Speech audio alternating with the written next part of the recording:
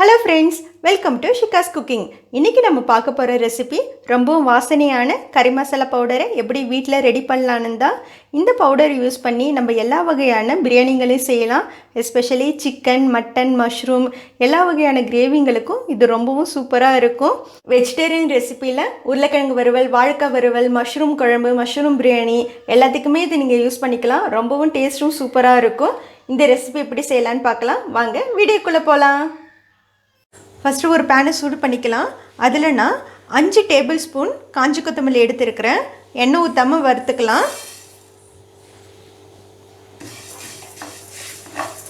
அடுப்பை மிதமான சூட்டில் வச்சு நம்ம இது எல்லாத்தையும் வறுத்துக்கலாம். எல்லா பொருளையுமே எண்ணெய் ஊற்றாமல் வெறுமனே ட்ரை ரோஸ்ட் தான் பண்ண போகிறோம். பாருங்கள், 2 நிமிஷம் வறுத்துக்கிட்டேன். இது போதும். இப்போ இதை பாத்திரத்தில் ட்ரான்ஸ்ஃபர் பண்ணிக்கலாம்.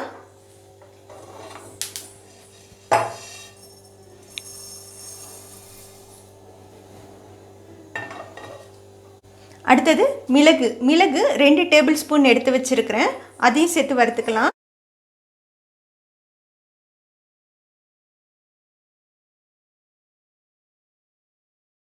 மிளகு 2 நிமிஷம் வறுபட்டுடுச்சு. இதையும் மாற்றிக்கலாம். அடுத்தது 1 டேபிள் ஸ்பூன் கடலைப்பருப்பு, இதையும் வறுத்துக்கலாம். கடலைப்பருப்பு 1 நிமிஷம் வறுபட்டுடுச்சு.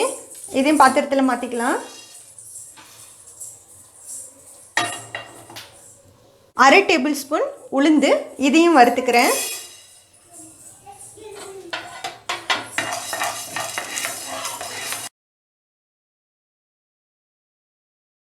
உளுந்து 1 நிமிஷம் வறுபட்டுடுச்சு. இதையும் மாற்றிக்கலாம்.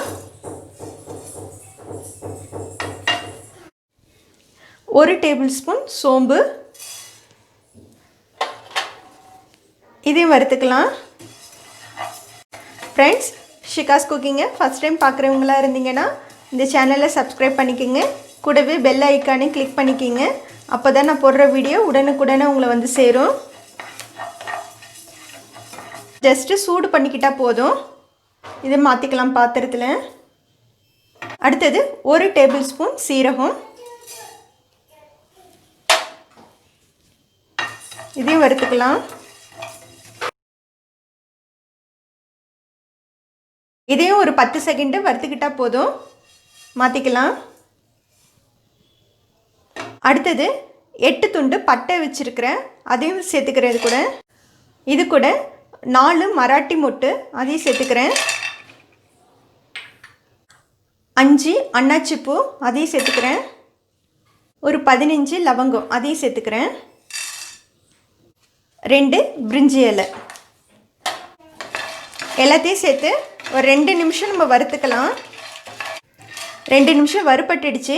இப்போ இந்த பட்டையையும் இந்த மராட்டி மொட்டையும் நம்ம தனியாக லைட்டாக நுணுக்கிட்டு அதுக்கப்புறம் மிக்சியில் போட்டு அரைச்சோம்னா எல்லாத்தோடு சேர்ந்து நல்லா மையும்.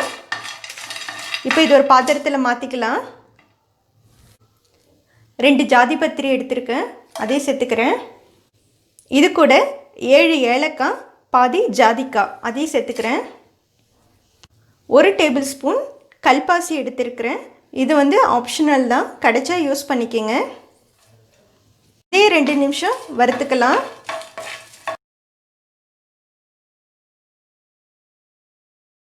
இதுவும் வறுபட்டுடுச்சு. இதே பாத்திரத்தில் மாற்றிக்கிறேன். பட்டையும் மராட்டி மொட்டையும் இந்த மாதிரி உடச்சி வச்சுருக்கிறேன். இதுவும் நல்லா ஆறிடுச்சு. இப்போ இது கூட சேர்த்துக்கலாம். இப்போ இது எல்லாத்தையும் மிக்ஸி ஜாரில் மாற்றிட்டு நல்லா பவுடர் பண்ணி எடுத்துக்கலாம்.